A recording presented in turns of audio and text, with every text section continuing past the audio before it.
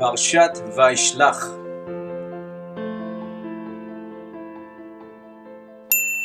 Chapter 32.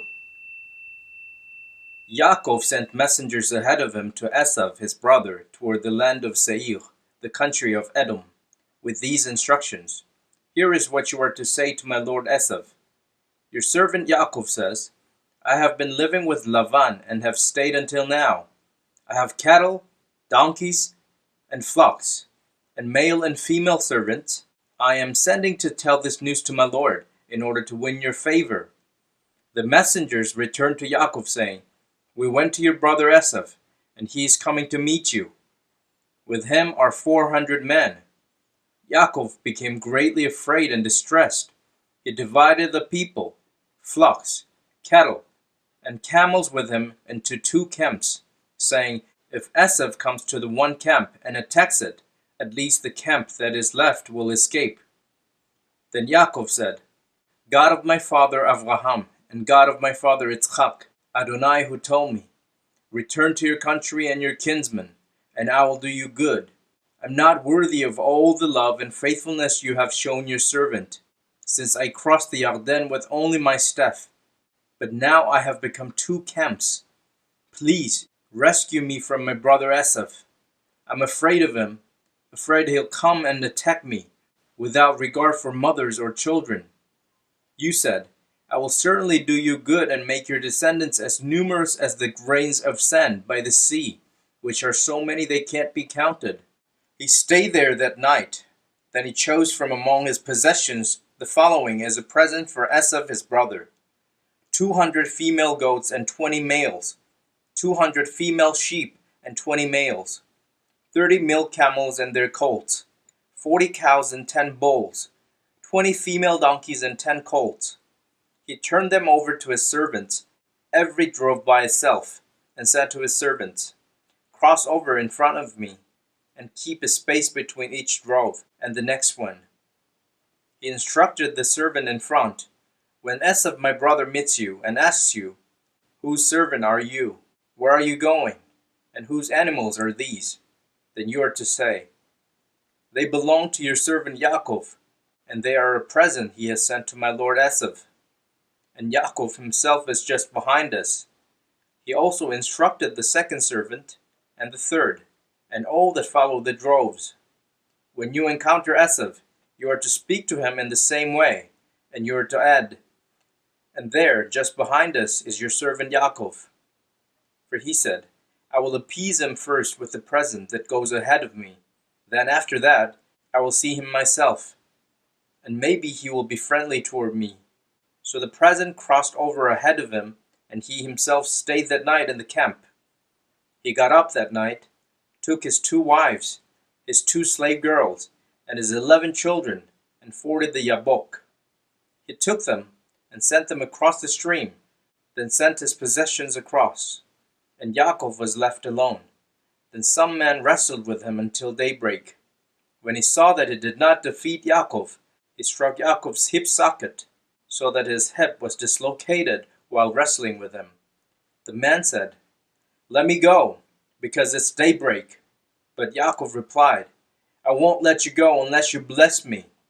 The man asked, What is your name? And he answered, Yaakov. Then the man said, From now on, you will no longer be called Yaakov, but Israel, because you have shown your strength to both God and man, and have prevailed. Yaakov asked him, Please tell me your name. But he answered, Why are you asking about my name? And blessed him there. Yaakov called the place Peniel, because I have seen God face to face, yet my life is spared. As the sun rose upon him, he went on past Peniel, limping at the hip. This is why, to this day, the people of Israel do not eat the thigh muscle that passes along the hip socket, because the man struck Yaakov's hip at his socket. Chapter 33. Yaakov raised his eyes and looked out, and there was Esav coming, and 400 men with him. So Yaakov divided the children between Leah, Rachel, and the 2 slave girls, putting the slave girls and their children first, Leah and her children second, and Rachel and Yosef last. Then he himself passed on ahead of them and prostrated himself on the ground 7 times before approaching his brother. Esav ran to meet him, hugged him, threw his arms around his neck and kissed him, and they wept. Esav looked up. On seeing the women and children, he asked, "Who are these with you?" Yaakov answered, "The children God has graciously given to your servant." Then the slave girls approached with their children, and they prostrated themselves. Leah too and her children approached and prostrated themselves. And last came Yosef and Rachel, and they prostrated themselves. Esav asked, "What was the meaning of this procession of droves I encountered?" And he answered, "It was to win my Lord's favor." Esav replied, "I have plenty already. My brother, keep your possessions for yourself." Yaakov said, "No, please. If now I have won your favor, then accept my gift. Just seeing your face has been like seeing the face of God, now that you have received me. So please accept the gift I have brought you, for God has dealt kindly with me and I have enough." Thus he urged him, until he accepted it. Esav said, "Let's break camp and get going. I'll go first." Yaakov said to him, "My Lord knows that the children are small, and the sheep and cattle suckling their young concern me, because if they overdrive them even one day, all the flocks will die. Instead, please let my Lord go on ahead of his servant. I will travel more slowly, at the pace of the cattle ahead of me, and at the pace of the children, until I come to my Lord in Seir." Esav replied, "Then let me leave with you some of the people I have with me." But Yaakov said, "There's no need for my Lord to be so kind to me." So Esav left that day to return to Seir. Yaakov went on to Sukkot, where he built himself a house and put up shelters for his cattle. This is why the place is called Sukkot. Having traveled from Padan Aram, Yaakov arrived safely at the city of Shechem in Canaan, and set up camp near the city.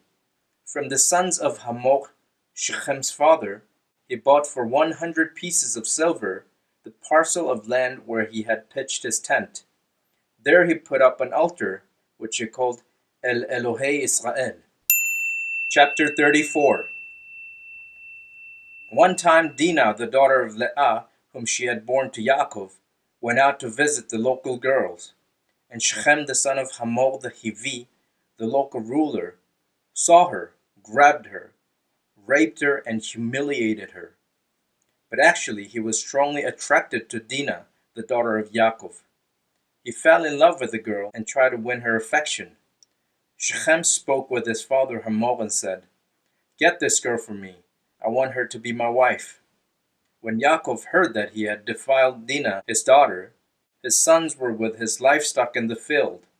So Yaakov restrained himself until they came.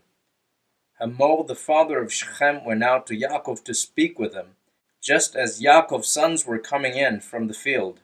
When they heard what had happened, the men were saddened and were very angry at the outrage this man had committed against Israel by raping Yaakov's daughter, something that is simply not done. But Hamor said to them, "My son Shechem's heart is set on your daughter. Please give her to him as his wife, and intermarry with us. Give your daughters to us, and take our daughters for yourselves. You will live with us, and the land will be available to you. You'll live, do business, and acquire possessions here."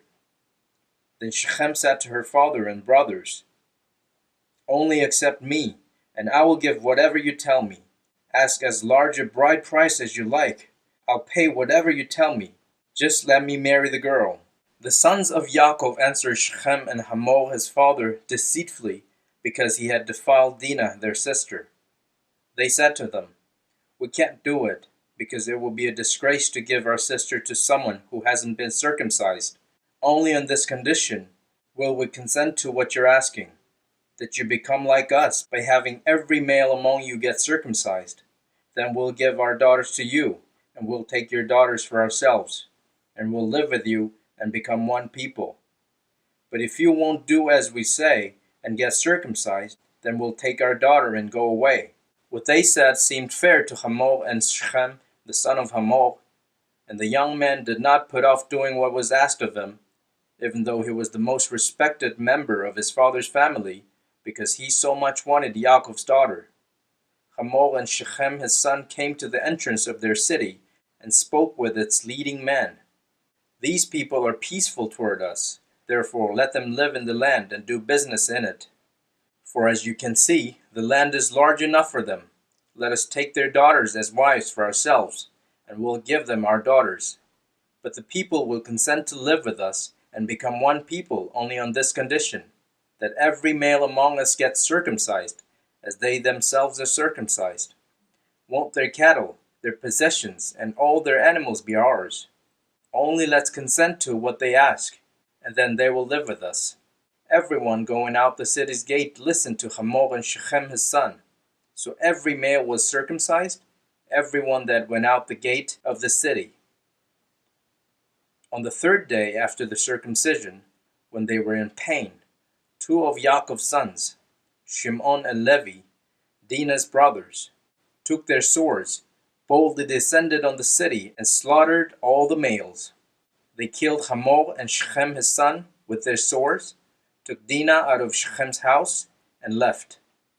Then the sons of Yaakov entered over the dead bodies of those who had been slaughtered, and plundered the city in reprisal for defiling their sister. They took their flocks, cattle, and donkeys, and everything else, whether in the city or in the field, everything they owned. Their children and wives they took captive, and they looted whatever was in the houses. But Yaakov said to Shimon and Levi, "You have caused me trouble by making me stink in the opinion of the local inhabitants, the Canaani and the Perizi.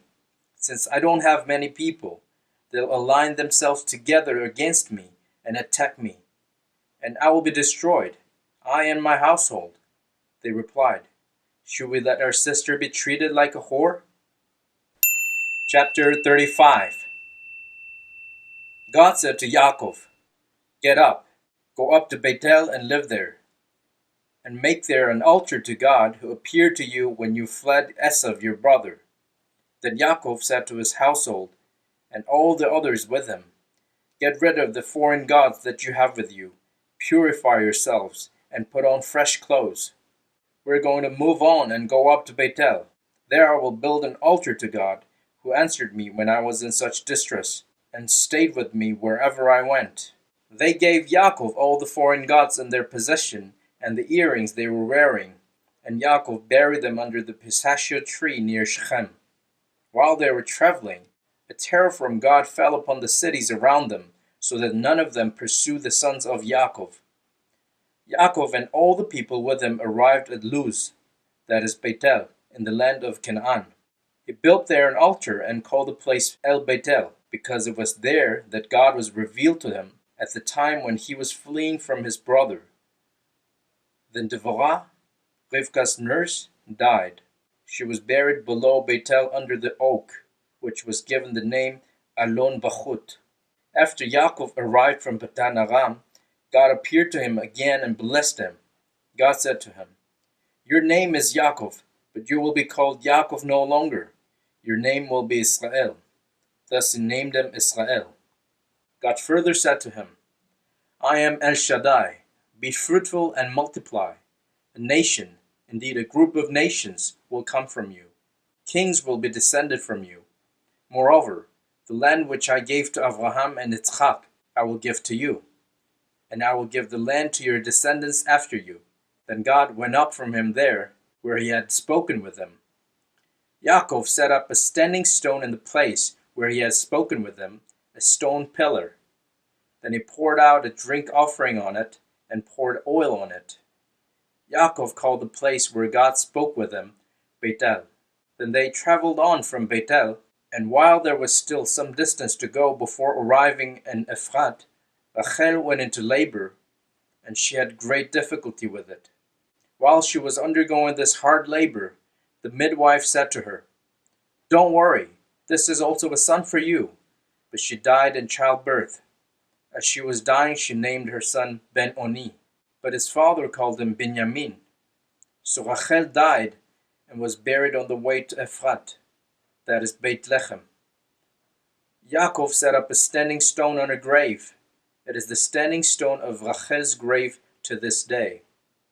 Israel continued his travels and pitched his tent on the other side of Migdal Eder.